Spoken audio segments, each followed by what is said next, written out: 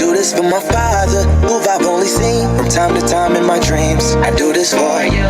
I do this for my mother, who's finally clean and no longer a fiend. I do this for you. I do this for my sister, my wife and my kids, cause they part of the team. I do this for all the naysayers and haters who made me one of the greatest. I know it kills you inside, that's why I do this for you. I do this for my father, who I've only seen from time to time in my dreams. I do this for you. I do this for my mother, who's finally clean, no longer a fiend. I do this for you. I do this for my sister, my wife and my kids, cause they part of the team. I do this for all the naysayers and haters who made me one of the greatest. I know it kills you inside, that's why I do this for you. I do this for the kids who sit a bit outside the mix, who maybe cope through humor just to fit in for a bit, who never let the world know when depression's setting in. To all of those who know you, that impression don't exist, and it ain't counterfeit, it's just a way to counter it. I'm living things I dreamed about, I still encounter it. It ain't something that a cigarette or alcohol can fix, but all because of it I flipped it quick, went on to write some hits. This a success off another breath. This the first step in searching to be nothing less than be the best in what you do, to prove their strength in being you. Learn so much in chasing dreams that I never would in school. Depends on where your passion lie, just know passion never lie. Life presents distractions, but your actions have to fortify the things that you believe in. Have to scream it like a battle cry, and leave the ones who didn't looking stupid while they're asking why. Couldn't lie, I really do this for the ones I love, those who treat the music as a vice and lyrics like a drug, those who need advice on how to lift their spirit high enough to break out of the box they make up lives they know aren't good enough. Just because it's how it is don't mean it's how it has to be. This is what the uninspired testifiers fail to see. Jealousy results from being that which others fail to be, and if it means you're not with me, that honestly sounds fair to me. I do this for my father, who I've only seen from time to time in my dreams. I do this for you. I do this for my mother, who's finally clean, no longer a fiend. I do this for you. I do this for my sister, my wife and my kids, cause they part of the team. I do this for all the naysayers and haters who made me one of the greatest. I know it kills you inside, that's why I do this for you. Do this for my mother, she'll be working for the summer. Do this for my father, cause these days I often wonder what my life would have been like if I was not adopted. To grow up in a home where I was treated like a problem, I don't know, it's just a guess. Your guess probably good as mine. Lucky that I grew up in a home that wanted me to shine. Lucky that I grew up around some mountains we were taught to climb. Without that inspiration, I don't think that this would be my life. Do this for my friends who've scattered all across the country now. I'm out in Sweden walking back through life so I can write it down. Make a living off of sound, so crazy to say out loud. I'm the biggest thing since Travis Rice to come up out the town. Sorry, gotta stunt a little. Used to have my dreams belittled, but it's all a part of it. I know people's minds are fickle, lines between reality and dreams I blur like faded nights. Come up been so good for me, I wish that I could make it twice. I do this for my father, who I've only seen from time to time in my dreams. I do this for you. I do this for my mother, who's finally clean, no longer a fiend. I do this for you. I do this for my sister, my wife and my kids, cause they part of the team. I do this for all the naysayers and haters who made me one of the greatest. I know it kills you inside, that's why I do this for you.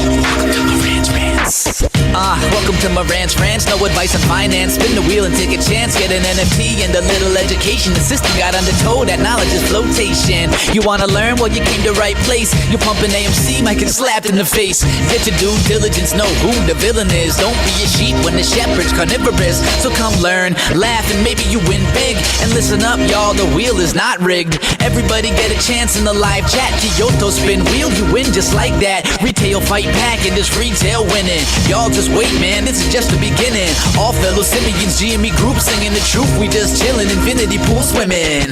So welcome to Marantz Rantz. A lot of knowledge but no advice on finance. Don't even need pants, you can tune in naked like Henry the Mayo Man. Internet's most hated. Don't wanna lose your money, then it's time for you to listen. If you're ignorant, invest in AMC or superstition. The stream about ready, they told us to don't dance. I do what I want. Welcome to Marantz Rantz. Welcome to Marantz Rantz. Welcome to Marantz Rantz. Welcome to Marantz Rantz. Welcome to Marantz Rantz. Welcome to Marantz Rantz. Welcome to Marantz Rantz. Welcome to Marantz Rantz. Welcome to Marantz Rantz. Welcome to Marantz Rantz. Welcome to Marantz Rantz. Welcome to Marantz Rantz. Welcome to Marantz Rantz. Welcome to Marantz Rantz. Basketball practice is over. I did a Spaces call earlier with Platinum Sparkles. Don't worry, you didn't miss anything. I'm going to play it all here for you. We're going to go over it. We're going to debunk some of this narrative that's being pushed out there by the wrong crowd, by the wrong information. And I'm just happy to have you guys back. Good evening. Welcome back to Marantz Rantz. Plenty of good information, a little bit of motivation, whole lot of truth, no financial advice. You guys know what it is. I just want to welcome you all for coming late night. I know I had the live stream earlier today. It was phenomenal. It was about GameStop. It was about the PE ratios and how we broke that down. Additionally, GameStop's earnings just got announced. It's going to be March 19th. Go request a day off. I'm about to put in my vacation request. I will have the space helmet on. I'll be ready to fly. But before we do that, guys, we got to remember what we're doing here. This is Connect the Dots part 56. I believe it's 56, not 57. I'll find out. I don't know the number. I just put 56 on there now. But this is about Bed Bath & Beyond. I call it BBBYQ. You know that. The 1099s. Now, everyone gets to file their 1099 for taxes. That is one thing. But if people don't know what happened this afternoon, while I was live, Platinum Sparkles talked to me in the morning, and she goes, hey, Marantz, I think I'm going to have a live stream. I'm going to do a Twitter Spaces call. And I was like, cool. I'll come through. So I went through and I listened at first, and then I started doing our live stream. And after our live stream was over, at the 2-hour mark, I went over there, and I was like, yo, they're still going. She was still going. So I jump in. I'm in there for about 45 minutes. But I clipped the parts, everything that you guys need to hear. But then we're also going to debunk some stuff, and we're going to show you some new stuff. Stuff that nobody shows you, only me, of course. Why? Because I do my own due diligence. All you haters out there, maybe you guys don't sit here and study the way I do. I just put together Connect the Dots Part 56, and I hope you guys like it. I hope you love it. Hope you like it, and I hope you want some more of it. Now, if you guys want to talk in the chat, do anything, feel free to type in the chat. I won't have you on the Discord tonight because there's so many clips to listen to. We're going to listen to this clip first. This is going to be Platinum from the Spaces call. Let's go ahead. This is at the 1 hour and 38 minute mark. Go ahead and listen. It was an example. I was asking you your opinion on it. I legitimately asked you your opinion. Well, I don't. What's my opinion matter? I mean, like my. I've been saying that this whole time. Yes, thanks, Marantz.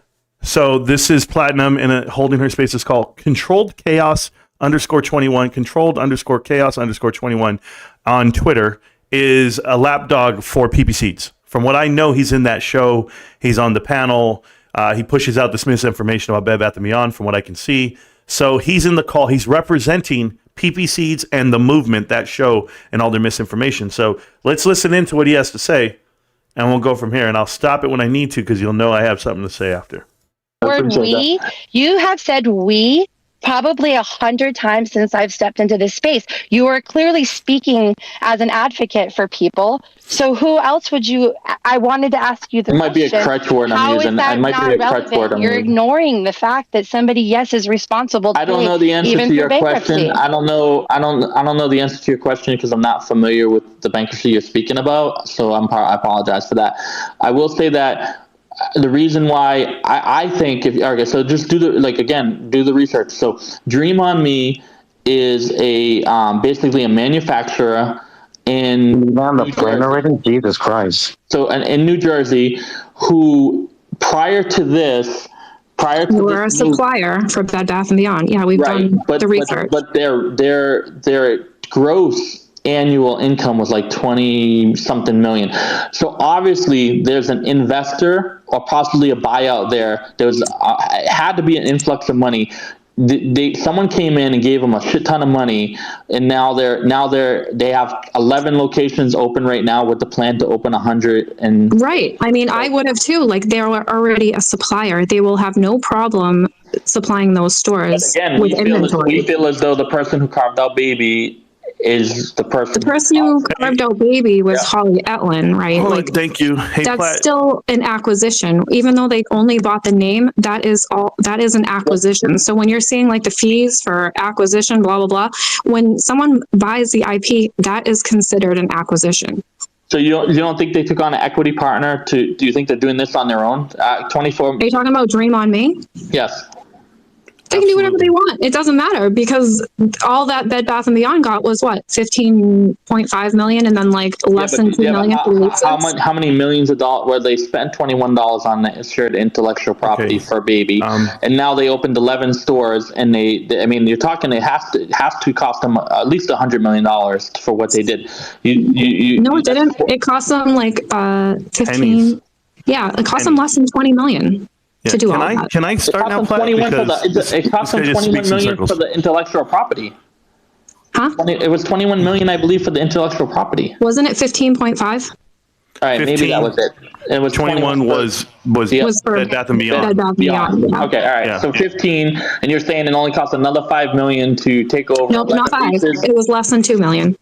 to take over 11 leases and start those stores, employees, inventory. Nope, just for the leases. Logistics. Okay, well, I'm saying that they probably invested. But all the other crap, why would you worry about how much they're spending on that? Why does it matter? Because again, we and all right, I guess I am saying we feel as though there's an investor in that company. Either it was bought out, or there was money brought into that company. Go ahead, Marantz. What is? So he then in turn tells me, "Go ahead, Marantz, you're dying to come at me." I went at him. I let him know what was up. But if you guys are listening, and I hope you guys can hear all this verbiage because I have it playing in my ear. But yeah, so they're going to go ahead and be bought out. So let's just go ahead and make sure that he has his information correctly. First, he said that they got bought out by 21 million, and this Dream on Me spent $100 million because there's 11 Bed Bath & Beyonds that they bought the leases on. Let's go ahead and look at the number because we know that's not true. And if you see here, the Bye Bye Baby IP bidder wins a bid on 11 store leases, and that was Bye Bye Baby, and they won, and it was Dream on Me for 15.1, and they bought the 11 leases, guys, for a whopping $1.17 million, meaning they paid nothing for the leases. We've already established this part. We told you the auction didn't produce nearly as much money as they're telling you they did, and there's nothing here. This company's gone, called Bed Bath & Beyond and Bye Bye Baby. This company owns it now, right? These guys were producers of products to them. They can fill it up with the product. They can put the people in. But, a store that generates $20 million, as he calls it, annual gross sales, whatever the hell he wants to call it, you're going to see gross revenue. You're going to find out they buy 11 more stores. Awesome, man. Awesome. So let's go back to the misinformation. What other information he had misleading at the time? I believe that I have it. Oh, well, I had it, and then it went away. Did it really? Oh, my goodness. It's okay. I know where it's at. So it's at the hour 45. Don't worry. It's the same thing. That's when you emerged from Chapter 11. That's when they consummated the plan. That's what it says on the Kroll website, like right on the homepage. I guess we'll find out. Okay. Wow. Okay. Awesome. Hey, good afternoon, Platt, and thanks for having me. And to everyone out there, I have no idea who Controlled is. I don't know why he's speaking like if I know. But can you guys hear me? Yep. Yeah. I just have to make sure because I'm on my PC. I'm not on my phone. So it's cool. PC's way better. But so I'm jealous. Yeah, no. So check this out. So a couple of things first. I knew where Puff was coming from with her whole analogy of the bankruptcy part. The unfortunate part is a lot of these guys don't understand that there's not an individual in charge of the properties. It's actually a management company most of the time, like in real estate. So you hire someone to manage the on-site. So even the owner of the lease of these buildings is actually farmed out to a property company, and this is all for liability issues as far for those compliance issues, right? Like Controlled was trying to say, they're getting fined and they're getting all this paperwork's coming onto them. When it comes to compliance, it doesn't fall directly on the owner himself. They hire someone to do that. That's just natural. And so for any individual out there, this is really more simple than what people make it out to be. The first thing is, if you ever want to call Bed Bath & Beyond, feel free to call the number. Okay. And you're going to find out what happens when you call their corporate office. It's going to say that ding, ding, ding. We're sorry. You've reached a number that is no longer in service. That's because this company no longer exists. So as far as the equity concern and whatever they think is out there, the individuals who work for them, like Sue Gove, who used to work for them, no longer list Bed Bath & Beyond as her employer because it does not exist. This is like a simple breadcrumb. If we go into the dockets themselves, which we've broken up from the beginning of time, I know that I've followed this for the last year, over a year now, and these guys, I know that Controlled wants to speak for people, the people that can't be here, the people that can't show up for all those reasons. They're just all uninformed, and they're hanging on to hope, and or I would tell you that they're praying for it, but to hope for success or to hope that you're going to get something at the end of this, like this Ray who was delusional right now, it's not his fault. He's been given misinformation, and the misinformation is that there's something else at the other end.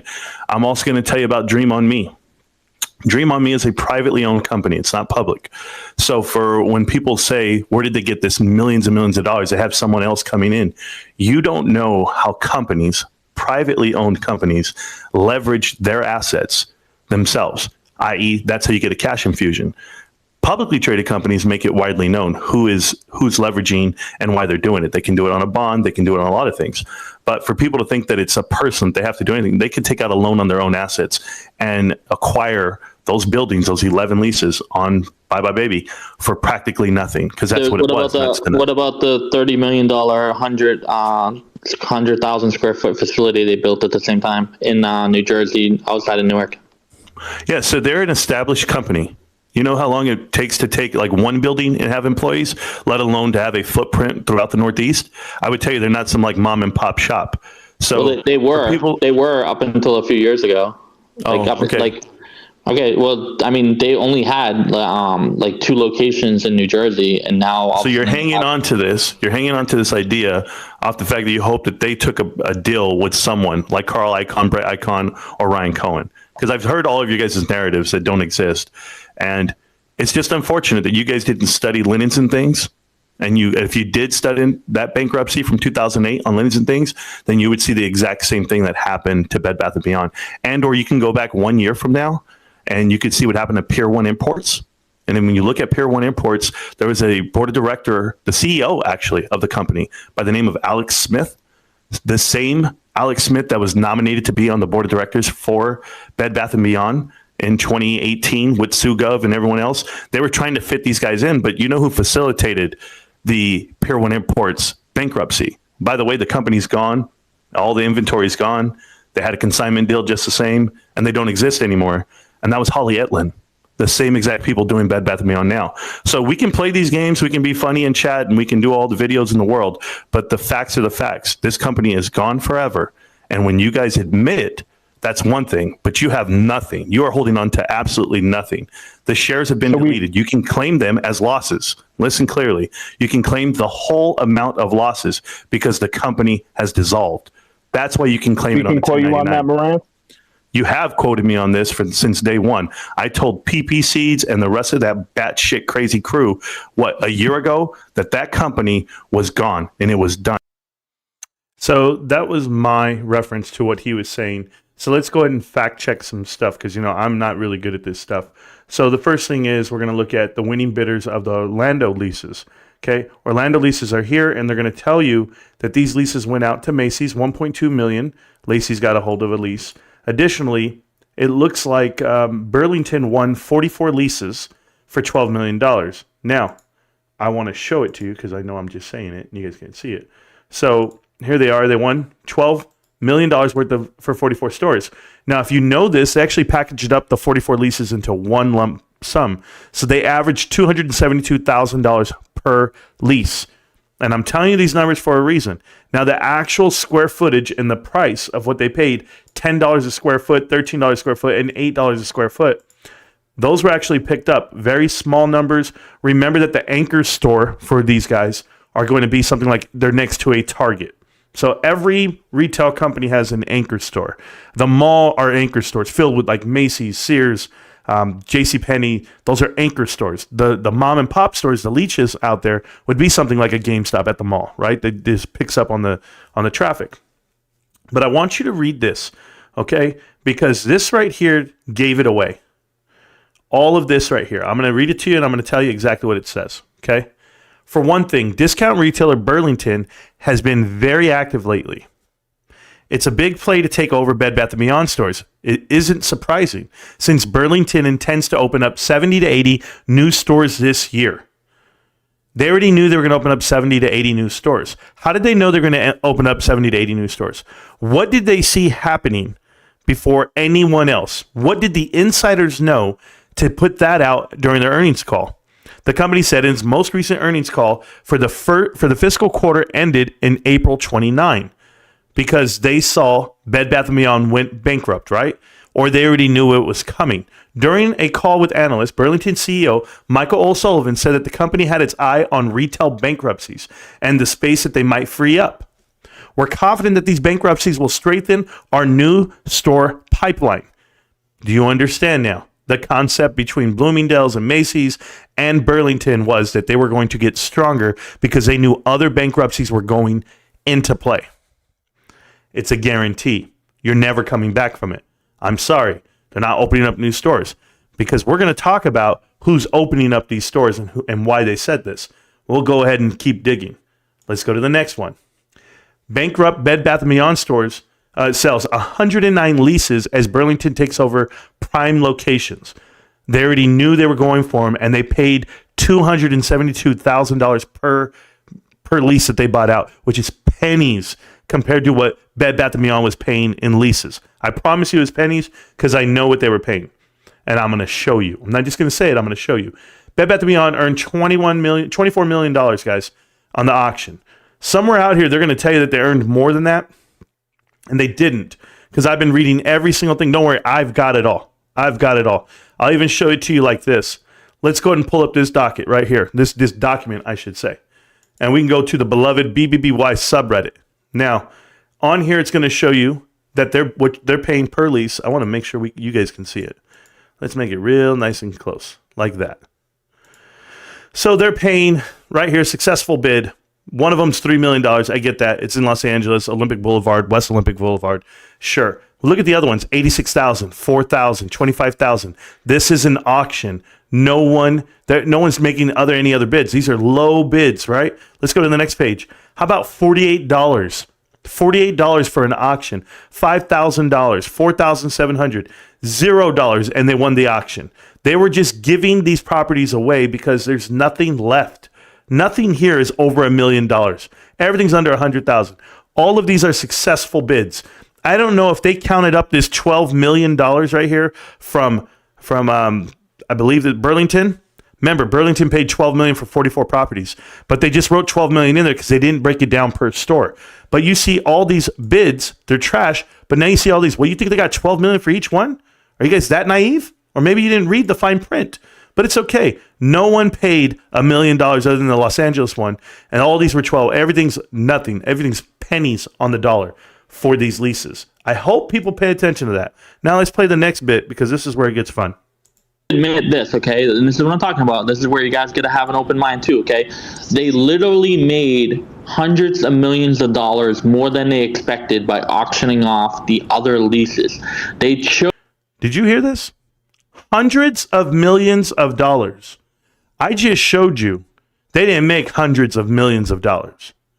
The other argument is that they didn't sell off 100 of their properties. They're still there on the books, and that's because those 100 buildings are going to merge with the new company that's forming with Ryan Cohen or Brett Icahn or whoever, or Dream on Me is going to expand to 100 buildings. That's what they're waiting for. But you ask yourself, they go, well, it's redacted, and who owns the 100 buildings? Don't worry, I know who owns the 100 buildings. I know who has them, guys. This is how it works. I know. They don't. This is why I do connect the dots. This is why I try to educate people, because I just can't let people run around on the internet, not like the Pee-Pee Show, where they don't do the due diligence. Oh, they have word salad, but they don't do the homework. And the homework's right there in front of you. And I'm going to show you. But let's listen to this. He's just said hundreds of millions of dollars that they made off of offering up leases. I might be mistaken, guys. Somebody help me. chose not to auction off these leases and to keep these 100 buildings, these roughly 100 buildings. Where did you see hundreds of millions though? Did they actually? Yeah, they made $350 million on the auctions because what they had, like someone came in earlier and they were talking about Sears has like 50-year leases for, so like, okay, so you ever hear of what's the baby American Doll, right? So like if you have an American Doll store, you don't pay rent. A mall will pay, I'll give you like a 20-year lease for $1 a year because you draw so much traffic into that mall. So when you have an iconic name like Bed Bath & Beyond and Bye Bye Baby and stuff like that, they had these amazing leases for 20, 30, 40 years. And they were able to, because of the price of some... They had amazing leases for 20, 30, 40 years. I remember this, okay? Amazing leases, like it's everywhere. 20, 30, 40 years. Don't worry, I have it all. I mean, I understand some real estate is down and some is up, but some of these locations, they were able to auction off these leases to the point where either the owners of the property were bidding on them or other companies like Burlington bought a lot of them and coming in. So they made $350 million off of auctioning off their leases. $350 million.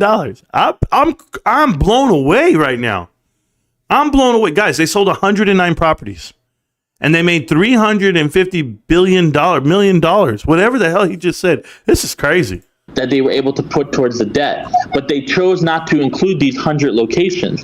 I think the same 100 locations they chose not to put are the same 100 locations that Dream on Me is talking about opening in the next 3 to 5 years. Someone's paying that bill for the next 3 to 5 years, and I can guarantee you it's not Dream on Me without an influxion of investments. And I understand how private works, Marantz, but they took on a private investor. I can guarantee it. It doesn't mean it has to be Icon or Cohen or whatever, but they're not doing this by themselves. We feel as though it's Icon or Cohen, and we're hoping it's Icon or Cohen, but I can guarantee you they're not fucking doing it by themselves. It's too much money. We hope that it's Carl Icahn and Cohen. I want you to remember that because he's speaking for PPCs and the whole crew, but he's saying we hope it's them. All right, we're going to find out if he really does hope because he's going to change his tune real soon. Checked into whether or not those leases were long term, though. I'm curious. I'm actually curious because if the buildings are out, if they're owned outright, like say by CBE, for instance, if CBE, none of them are owned outright. They're not. Then they wouldn't even need to pay a monthly lease. You know what I mean? So, but they're leases that they could have auctioned off and made money off of. But how long were those leases for, and what were the stipulations behind them? Do you know by any chance? Well, hold on. It's also the locations of them. They're all. So there's 100 left, right? Out of 1,500, yes, there's 100 left. And out of 1,500, there's 100 left. Guys, they went into bankruptcy. They sold off 461. Is that what was left? It's been reported. I had the total. Hold on. 461 to 468. There was no 1,500 that they auctioned off. I don't even know what this guy's talking about right now. This is crazy. They closed down stores. Leases expired, and they lost their ass. They took the losses, guys. But no, they didn't lease off anything.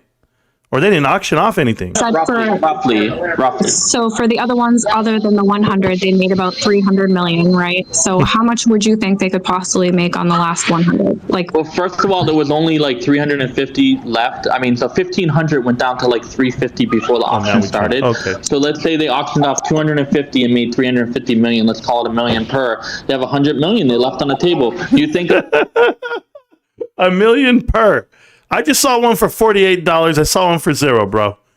$1 million per? Get out of here. They didn't sell one. I mean, sold one for $1 million, bro. It's crazy. This is like the crazy shit I'm talking about, guys. This is it. I'm just delusional. Do you think that a bankruptcy court would allow that? I mean, if this is liquid, well, they did because we think it was carved out, and the people who carved out also acquired the leases and took responsibility and took over the payments. If they were liquidating, they would be milking this thing for everything they could get, and they would force them to sell those leases or auction off those leases. They wouldn't allow them to keep them on the back burner and allow someone to pay for them. This thing's coming back. You guys just don't. Well, maybe they didn't have a choice because nobody wanted them, right? Thank you. But let's just say... Oh, and this thing's coming back. This thing's coming back. All right, let's get to the next clip right here because this thing's coming back. That they were trying to sell it to. Also, let me just read this really quick. This is from Doc 2139. This is Holly Etlin's last declaration. She said, "It is my testimony that the debtors and their advisors have considered the probable result of a hypothetical Chapter 7 liquidation of the debtors' assets in light of the fact that the debtors are effectively liquidating their assets in Chapter 11. I believe that, based on the incremental additional costs of Chapter 7 and the recommendations and guidance from the debtors' advisors, all holders of claims and interests and all impaired classes will likely recover at least as much under the plan as they would in a hypothetical Chapter 7 liquidation. The debtors are winding down operations and liquidating all of their remaining assets and distributing such assets to their creditors subject to the plan. Although a Chapter 7 liquidation would achieve substantially the same goal, recoveries in a Chapter 7 case liquidation would be lower in light of the additional expenses that would be incurred in a Chapter 7 proceeding and other additional costs associated with a Chapter 7 liquidation, including the obligation to continue to pay all unpaid expenses included in the wind down budget that the debtors incurred prior to conversion, such as compensation for professionals." So basically, the difference between Chapter 11 and Chapter 7 is who's in charge.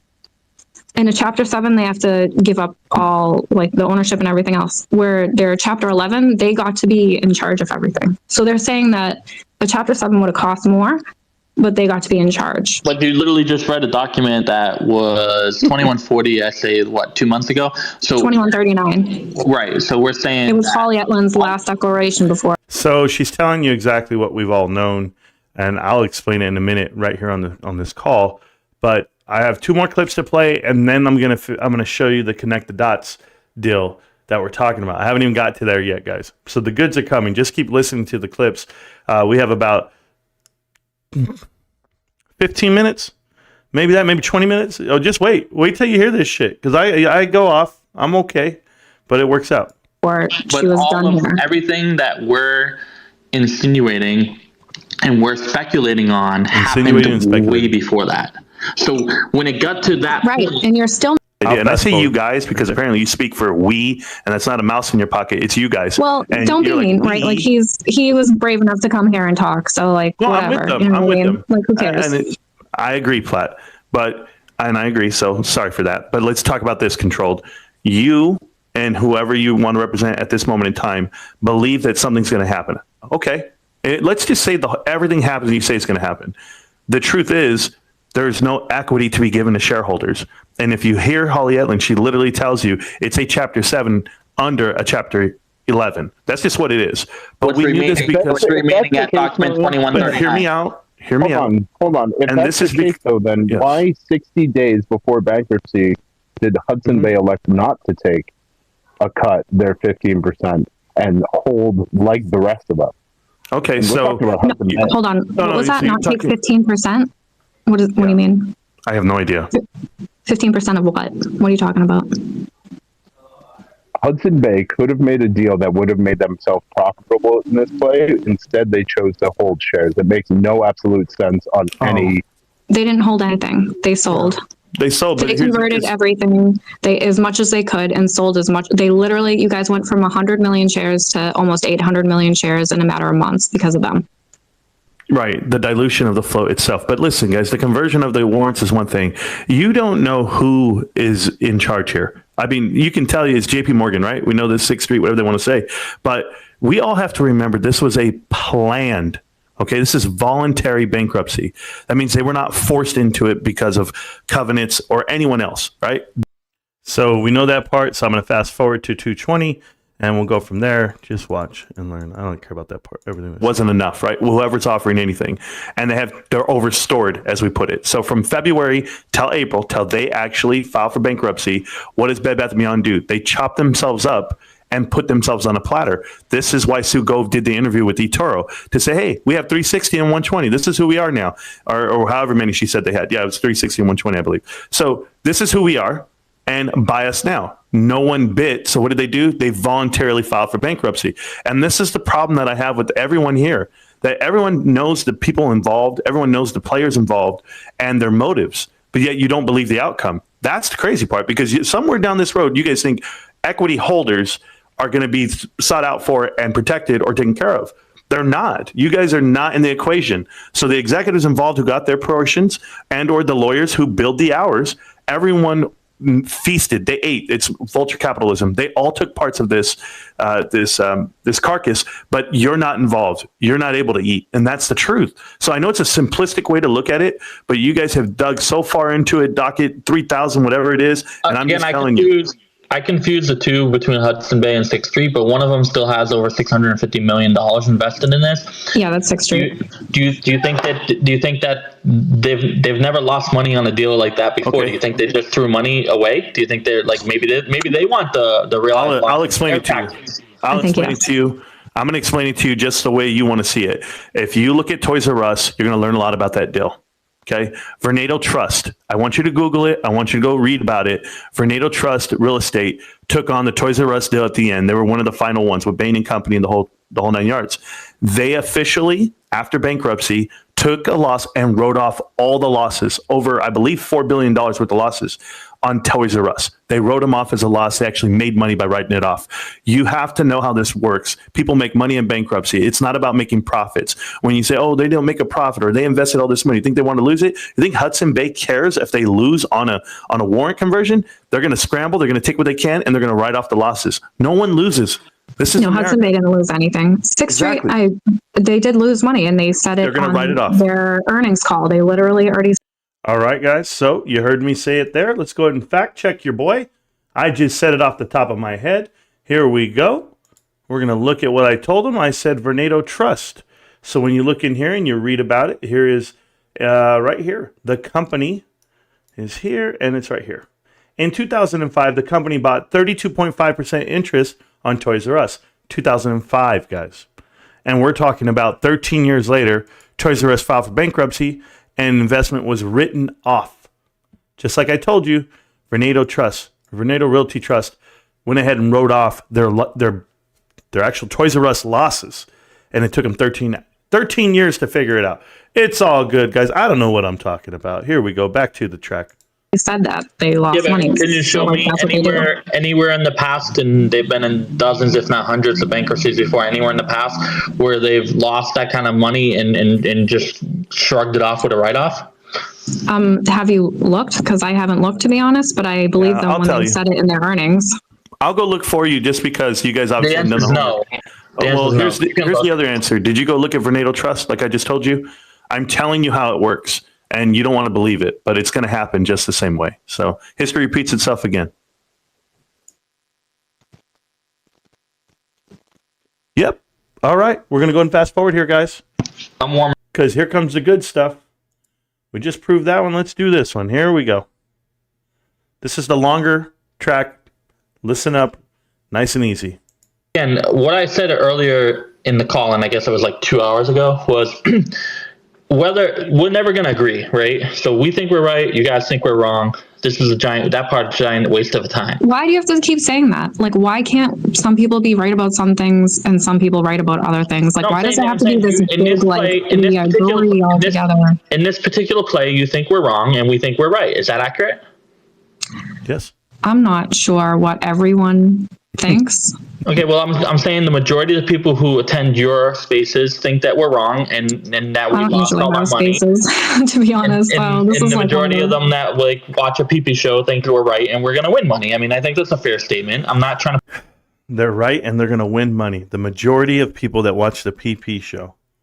Holy hell. Who are these people? Oh, okay. So they definitely think you guys will get paid somehow, for sure? The majority of people who watch the PP show, yes. Okay, then yeah, I guess we disagree on that fact. Okay. But so, why do you think we can never ever come to an agreement there? Let me finish, because you were there earlier. You heard me say it earlier. So all I'm saying is that everybody who comes to these spaces, I would say it's fair to say, are retail investors. Okay, so without a doubt, 100%, the system is rigged, the system is corrupt, and there's been fraud, whether it's naked shorts or failures to deliver or any of that stuff. I think we can all agree on that. So what does that have to do with Bed Bath & Beyond filing for bankruptcy? What the hell are we listening to right now? Hey, Are you doing the whole Mullen Automotive? Should just band together and go after the real corruption in the market. And let's go after the real corruption. How about the real corruption of misinformation? Brother, we're happy and we're singing and we're both losing. Hopefully one day we'll have a fair and transparent market where we can all prosper. What is this shit? I hear your statement. I do. And I'll tell you what. I'll even do you one like this. I'll start speaking better on the relationship between the shows if you do this one for me, okay? Is you acknowledge the fact that private equity drives Bed Bath & Beyond, is in charge. And when you can do that, when you do your homework on private equity, then we can have that conversation. Because it's not so much as, hey, these markets and these trades are offline and they're not on lit exchanges. It's not that. That's not my issue. My issue is that when we come here in a space like this and you say something like you mimic what you hear on the show, right? So you'll say something like, oh, there was 350 leases bought up and they raised, or 250 leases and they raised $350 million, whatever the hell you said. And then I can look here and I can see Burlington Coat Factory bought out 50 leases for $13 million.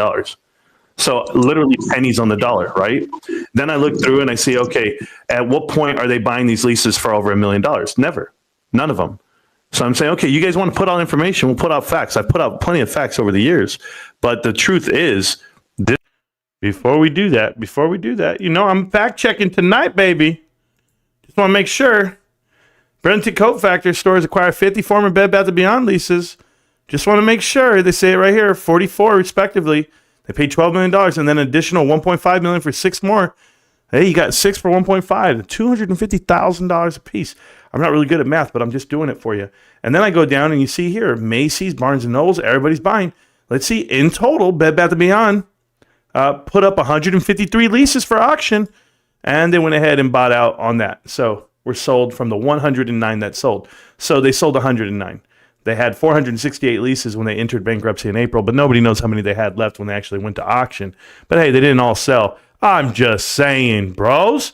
Did I make this up? Did I make up these stats? No, I'm still going here. What do they say? These guys bottom out, fastest moving retailer. Right here, it says it here. 109 former Bed Bath & Beyond locations were included on the auction. I showed you the printout of all of them that they went. There was one that went for $48, one that went for $0. Man, I'm not making this up. I know it's not me. It's somebody. Controlled chaos, controlled losses. This guy. Let's just see. I don't even know anymore. This was shelled out. This was cut up and carved for private equity. You know who Michaels is. You know who Burlington Coat Factory is. If you don't know who the parent company are and or who owns the bonds on these companies, and it is private equity. It is a... Yeah, the Spaces call was a couple hours ago. Here we go. It is Ares. It is Bain & Company. It is Carlyle Group. It is Blackstone. Like, that's exactly what we're dealing with. We're dealing with America that's torn up from the inside out, but you guys are still promoting hope. And it doesn't exist in something like this. That's my conclusion, right? But I've studied bankruptcies, and not just one. I've studied retail bankruptcies since 1990 all the way up until now. And so I'm sitting here telling you, make the videos, put out the info, and then you guys see them and you guys say, no, it's not real. It's not real. Sugo's really not private equity after working for 25 years at Zell's Jewelers, where Apollo owned the bonds and then went on to 7 other companies and bankrupt every single one. Like, at what point are we going to focus the fact that we have these executives that bankrupt companies and they get rehired for the failure of doing it? So, Holly, that speaks to my point where, like, okay, so the focus shouldn't be against us. The focus should be against her. So but I made it about her, and you guys made it about me, right? Well, right. I was going to say, read my first tweets. I also brought up the fact that she shouldn't have been doing that interview literally 7 days before bankruptcy. Like, look at my tweets. Because I've never said anything bad about anybody who's ever invested in any stock. But yet, for some reason... That's why I've said from the beginning that if we're wrong, it's a sad day for all retail investors, because it means that they got away with it. The hell is it a sad day for anybody? You're already wrong. It's already a sad day. Your shit got deleted, bros. How's this not it's a sad day now. The plan is going through. They leased off everything. They deleted your shares. What the hell are you waiting for? Are you waiting to cry? Is that it? Your girl left you. She moved out. She took everything, bro. Nah, man. She's coming back. I know it. She forgot the broom. She would have took her broom with her if she really wanted to move out. That's the truth, man. I swear to God, I found a pair of panties under the dryer. No, she ain't ready to leave. She's coming back, bro. I know it. It's bullshit, bro. There's some dishes ain't washed yet. Let's go. Been watching it the whole time and it sucks. Exactly. So now, like, consider the fact that it's a possibility, right? That maybe a tiny little possibility that maybe you could have been wrong, right? Like, imagine if someone had to watch that from the sidelines, knowing that was exactly what was going to happen the whole time. It sucks. And then, like, people being like, oh, blah, blah, blah, like, just, saying all these different things about me for no reason at all. I'm not picking fights with anyone. Like, I'm not even talking about people. I'm always just talking about the filings. That's exactly what he did, Platinum. He virtue signaled to you not agreeing with specific things, right? Even though you did agree with those specific things, like controlled. That's all you've been doing is virtue signaling, because you will say, oh, well, you should agree with us in terms of manipulation, and you should agree with us in terms of fraud, and you should agree with us because of PFOF and the DTCC and all this other shit. But then, right, you make the argument against what she's actually doing, which is just speaking about facts. You did the same thing to Marantz. You did the same thing to Puff. Like, I don't know what you're trying to do in terms of, yeah, we've all said, I even heard Platinum say she agreed with you on the manipulation aspects of the market. I've written comment letters to the SEC. Right. I am 1,000% agreeing with that. In this space specifically, she has agreed with those things that you continuously say, but the other things are based on speculation and thought. You continuously keep saying, I think, but that's not a matter of whether or not you think. It is a matter of fact. So I just needed to say that because you keep signaling to the fact that we don't agree with the market and it's retail investors and we should all be together. Marantz wasn't on the call. I was repeating it for him. No, I get it. I get it. And you know what? And I totally agree with this narrative that It's Cool is saying. But can I do a brainstorm exercise with you guys real quick? I want to do this brainstorm exercise with all of you too. I want you all to close your eyes. Look at me, listen to me, but close your eyes. And I want you to envision what I'm about to say in your hometown or in the city you live in or before. Just listen. This has to deal with Connect the Dots Part 56, what I'm about to show you right now. Let's go. Can we do this together? Because I want you to open up your eyes to what we're talking about. And I'm talking to everyone, guys. I've never done this on my show. It's the first time I'm doing it here. Platinum, I'm going to do it for you guys. And I want people to envision this, okay? I want you guys to remember the store called Circuit City. Now, we know what happened. We get it. I've already drawn that back. If you've never seen the videos, go watch them, whatever it may be about Circuit City. But I want you to remember where the store was located, okay? In your town, in your city, wherever you shopped. I want you to remember Kmart. I want you to remember Sears, Toys R Us, Sports Authority, Lennon's and Things. Now, when you see these stores in your head, Pier 1 Imports, think about the stores that replace them in that same building, in the same lease. Listen to me. Bed Bath & Beyond is in those stores, in that square footage in America. It's not new buildings being built. It's shuffling the deck for the next private equity category killer. This is the truth about America and retail and what happens to these companies. Bed Bath & Beyond is sitting in a building right now, and now it's empty. And then you'll have a Spirit Halloween store. And then you'll have a Party City. And this is what you have. You have a rinse and repeat on you, the public, from private equity on these locations. Remember what I'm telling you, because it's absolutely 100% fact. They just took every dollar from you, and this is what's happening with Bed Bath & Beyond. It's not about the leases that weren't sold or not owned. Who owns the buildings and what happens when they expire? They go right back into it, because now those stores are Kohl's, TJ Maxx, and guess what those stores are owned by? Private equity. It's done. All right. So listen to what I'm telling you and remember what I'm about to show you. This is Connect the Dots Part 56. There's a reason why I played all those clips. Obviously, the credibility of the individual speaking is gone because he knew nothing about the value of the properties. But I'm going to show you the value, and I'm going to show you the properties, and I'm going to show you the parent company who holds them and what they do while they hold them. Pay attention. First, we're going to go to Gordon Brothers. Gordon Brothers is a private company that handled the wind downs of Bed Bath & Beyond. Notable liquidations. Liquidation, not restructure, not revamp, absolute liquidation. They also did KB Toys, Linens and Things, Sharper Image, Borders Group, you name it, Anchor Blue Clothing Company, which I loved. Oh my God, Hollywood Video. These guys did it all, man. Breaks my heart that this company even exists. But when I saw this company, and I saw how they were partnered up, I was looking at them from the DGM, I believe it's DGM, is another company that does liquidations. And from there was a couple of guys that left the company, and they formed a different company called ANG. ANG Real Estate, this company here, is doing the restructuring, financial restructuring for Rite Aid, breaking down the properties, tearing them apart. So I go over there and I look at them.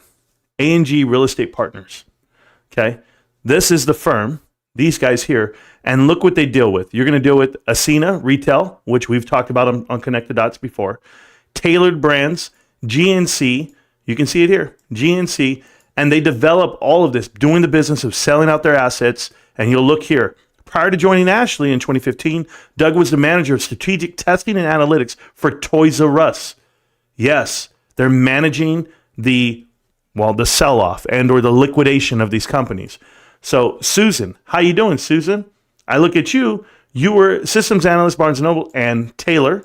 Additionally, clients of note include Regal, Bed Bath & Beyond, David's Bridal, Sunrise Restaurants. You can go down the list here. Party City, Claire's, Mattress Firm recently, and that's private equity as well. GNC Ascena, Rue 21, Tuesday Morning, you name it. Rite Aid, Guitar Centers, CVS, Toys R Us, The Vitamin Shop, Sears, and Kmart. Who owns the leases? Who liquidates these companies? ANG Real Estate Partners. I'm naming you companies that are completely gone from America's fabric. And when we look at it, Mattress, right there again, Mattress Firm, Toys R Us, Tuesday Morning, Ascena, the same thing, rinse and repeat. All of these guys have worked for these companies, right? And look where they were before, like I told you, director at DJM Realty, because that's where everyone comes from. And that parent company is the one I just showed you beforehand. Now, Doug Greenspan, I look at him, Guitar Center, GNC, Christmas Tree Shops, Tuesday Morning, you name it, they do it. We'll go to the next one.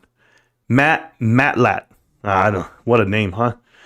Toys R Us, Office Depot, Merry-Go-Round, you name it, Arthur Anderson. They've wound down everything. Mordell Sporting Goods, Ascena. And when I look at them, they have billions of dollars, right? They do all this, but I have something to show you here. I'm trying to get there.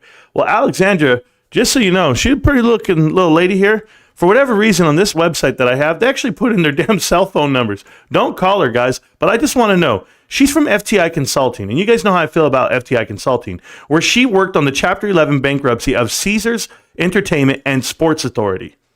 We're talking about this because that's private equity right there. Apollo, you name it. But not only is that Apollo, remember Chico's? We talked about that? We talked about Chico's. We talked about Party City.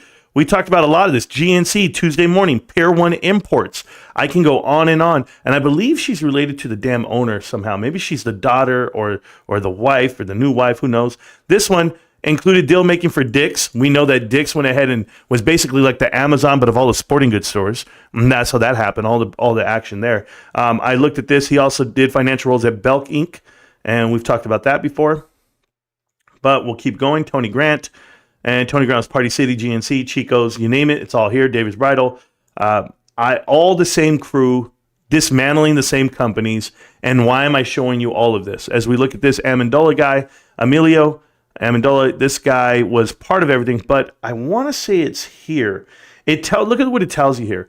It tells you in the industrial and office sectors, he recently led the sale of 2 million square feet greenhouse complex and manufacturing facility formerly owned by AG Tech, 32 office buildings for ITT, and a 5 million square foot distribution center for Toys R Us. So even though Toys R Us is being shelled off to all these other companies and liquidated in a trust through bankruptcy, these are the individuals that are managing the properties and or the assets or the leases that weren't sold off, that weren't auctioned off. So if you want to know who's managing your money, this guy, see, I told you Andy Grazer, there he is. He's either married to that girl or that's his daughter. That's all I can think of. Because, I don't know. I don't think she was part of the crew. But when I went here, let's see what he did. He did Chico's. He did GNC, Mattress Firm, Palace Entertainment, Party City, Radio Shack, you name it, Ruth Chris, and Tailored Brands and Tuesday Morning. So sure, Sue Gov, how you doing? Another company of yours. And why am I showing you guys all of this? Why did we put this together? Because, hey, somebody went out there and told me there's still 100 stores out there, Marantz. And I'm looking at people like this who still have Lane Bryant stores, who still did all right here, Pier 1, Bare Minerals, Tailored Brands, Christmas Tree Shops, all the stuff that's gone from now. How did it happen? How did it happen? Well, I'll show you. WeWork taps advisor A&G Real Estate. This whole company I'm showing you. So WeWork, they just filed for bankruptcy, didn't they? Isn't that Apollo Bonds? All right, we'll do you one. A&G, how you doing? They did the auction for 12 Party City leases as part of their financial restructuring. But nowhere in there did they say Bed Bath & Beyond restructuring, huh? No, they said liquidation and sell. You know how I know? Because I have the whole list right here of the bankruptcy auction from A&G Real Estate Partners for Bed Bath & Gone. Do you understand? This is everything. This is all 353 leases that were available. Not 369, not 4, whatever they told you. This is 353 leases right here. And they're going to show you the city, the address, and the amount, and the option, the 5-year option plus another 5-year option. And when they tell you they have deals for 20 to 40, 30, 40 years, I'm looking at the dates here. Nothing was 20 to 40 years. Nothing's way out. They're all right now within the next 5 years, but that's where they have options to them, right? And then when you look at them, they're charging what, $17 per square foot? You're going to look at the ones that actually went through were the $9 or the $7. Guys, this is not this whole deal here. And I just want to make sure you guys can see. I'm going to make it bigger for you. So I went ahead and double checked on some of these that went through on that other page that people agreed to buy. People were not paying these fees. People were getting them for pennies. Even at these fees, you weren't going to get millions of dollars. So no one came through and bought out these buildings. Look at this one. I know where Tyler Street is. I know in Riverside, California. You're telling me $9 a square foot in California? Okay. Did I see anybody buy it? 9 times 3 is $270,000 or almost $300,000. Did they buy it for that? No. You saw what they were buying the buildings for, guys. All this money on bad deals. Look at this one for $5 a square foot, but yet it's 51,000 square feet for $250,000. I showed you the list, guys. No one's paying crazy amounts for these buildings. I have them all here. But my point is, look who's in charge of them. Look who still has the books on them. Look who it is. Go ahead and call these guys up if you want. Call them up, and I bet you my bottom dollar that they're still negotiating some type of buildings, but not for leases to companies that you care about, that you know. They're just vacant. They're vacant. They didn't get picked up, and they're still in charge, just like they were in charge of Toys R Us years later after the ban. And I went through everything, guys. I tore apart this whole list to see if there was anything I didn't know. And no, it's all what I told you. There is no secret buyer to Bed Bath & Beyond. There is no one behind the shadow and the curtain. They auctioned off what they could, and they got pennies for it. They can pay back none of the creditors. And I'm talking about anyone beyond Class 6, the GUCs, the general unsecured creditors, all the way down to 9, the shareholders. That's why your shares already got deleted. There is no coming back for this company. I put my name on it. I put my word on it because I know where the properties are at. They're with A&G, and A&G has them, and they're still managing them today, those leases. And they'll figure it out because you need a real estate company, a commercial real estate company. I wonder how I know this stuff. You need a real estate commercial company to actually manage the properties. It's not the owner of the property that actually takes on that ordeal. The owners just own shit. That's it. But this company here is the one who's farming out Bed Bath & Beyond. And not only that, private equity always teams up with this place. Always teams up with this crew. And that's why Burlington Coat Factory got a sweet-ass deal and said, you know what, we're just going to go and put $12 million on it, and you're just going to throw in a whole bunch of 44 properties, and we're not going to auction off anything. It's just, that's what we're going to take, because that's what you're going to give us. And they already knew it before bankruptcy even got approved. They knew it well before. You know how they knew? Because they said it in their earnings call a month prior, 2 months prior, 3 months prior. Guys, this is too easy. Too easy for the people who actually do due diligence, who actually dig, and you don't. I'm talking to you, PP. I'm talking to you, whoever Chaos, whoever this guy's name is, or anyone else part of the crew. You guys don't do shit for anything. You guys just spell out a whole bunch of I hope, I think, I wish.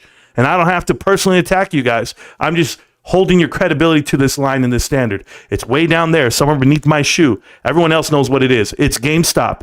Can't stop, won't stop, GameStop. That's all it is, kids. I gotta go. I have shit to do, people to see, and things to do. Maybe some League of Legends. You know where to find me. GameStop. Can't stop, won't stop, GameStop. All these other crooks, they can't do it. PP, just quit already, bro. You got it wrong. All right? Peace.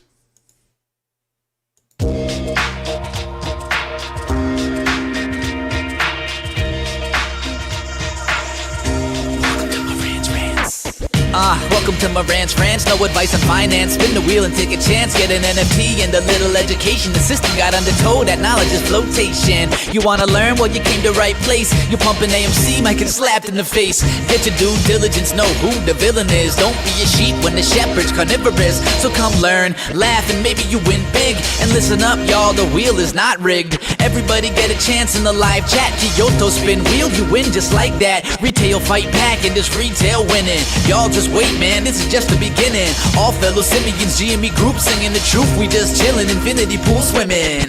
So welcome to Marantz Rantz. A lot of knowledge but no advice on finance. Don't even need pants, you can tune in naked like Kenny the Mayo Man. Internet's most hated. Don't wanna lose your money, then it's time for you to listen. If you're ignorant, invest in AMC or Superstition. The stream about ready, they told us to don't dance. I do what I want. Welcome to Marantz Rantz. Welcome to Marantz Rantz. Welcome to Marantz Rantz. Welcome to Marantz Rantz. Welcome to Marantz Rantz. Welcome to Marantz Rantz. Welcome to Marantz Rantz. Welcome to Marantz Rantz. Welcome to Marantz Rantz. Welcome to Marantz Rantz. Welcome to Marantz Rantz.